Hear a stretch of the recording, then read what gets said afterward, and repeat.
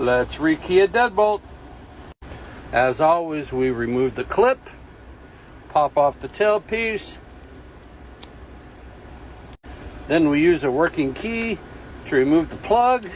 We dump all the pins, put in your plug. Let's repin that to that nice shear line that we like. With the key in, insert the new pins like so. All 5 of them. Shear line looks good. Let's put the key in, works perfect.